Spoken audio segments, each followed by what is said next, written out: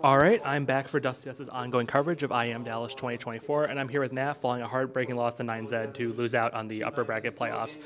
Of course, I have to ask right after that match, what are the main thoughts going through your head about what went wrong there against the Latin American upstarts? I think I honestly believe we should have won 2-0. We had a good CT side on Nuke, and then we're able to, I think, bring it to like 12-10 on T side as well. We just didn't really close it out. I just felt like our energy was kind of like a little low. It was a long day for us, of course. Same for 9Z, so no excuses there. It's all even playing field. Yeah, I don't know. It was just like mistakes, like just from us. It could have just been like an easy 2-0, and Counter Strike happened, rounds happened, So yeah, I mean it sucks, but yeah, whatever.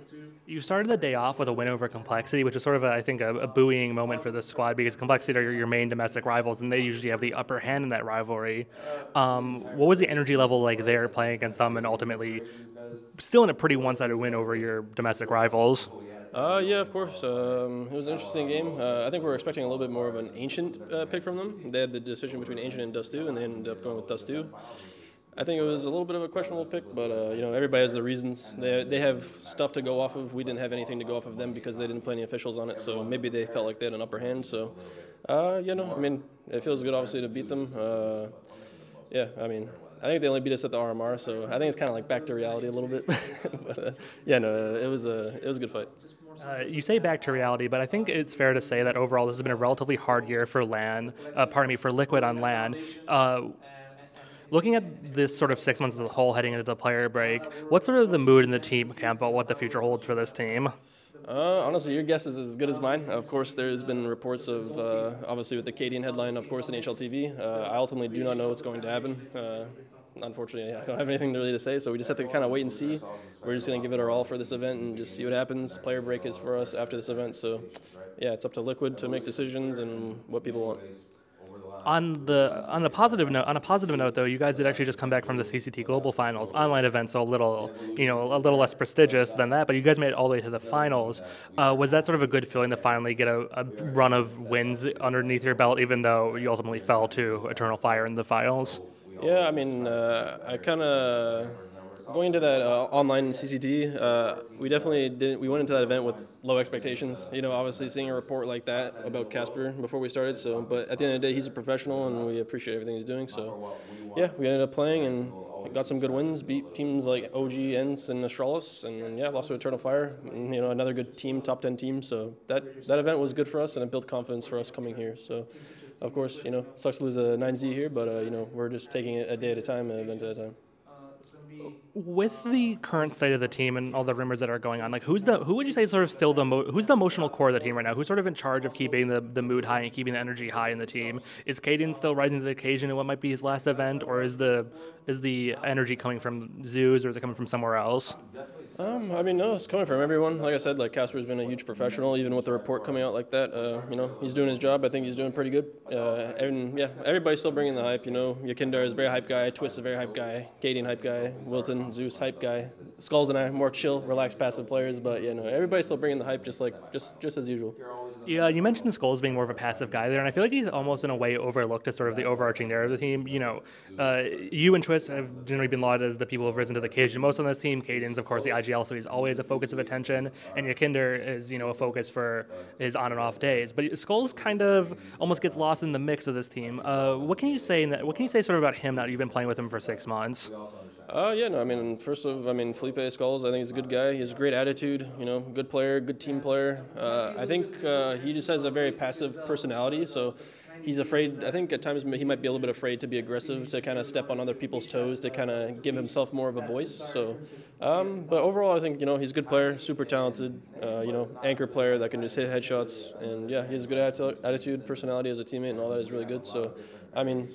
Of course, it's been a little slow for him. Of course, it's pretty tough, going from speaking Portuguese in all your teams and then coming here with Liquid, different expectations, speaking English, and definitely playing with players that he respects a lot more compared to maybe some of his Brazilian counterparts in the past. So, but yeah, no, I think he's been doing well. There's been some struggles here and there, but overall, with everything that's going on within our team, it's hard for people to find their places sometimes. So, at the end of the day, we're trying.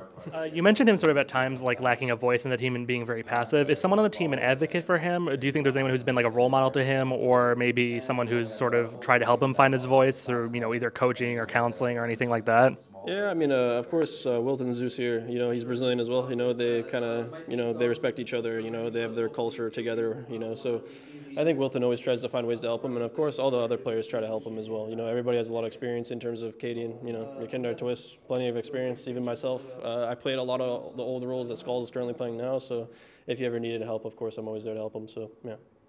I mentioned this earlier, but the big highlight of this team has been you and Twiz on this team. Whether the team's struggling or whether the team's succeeding, you guys are seemingly leading the charge together.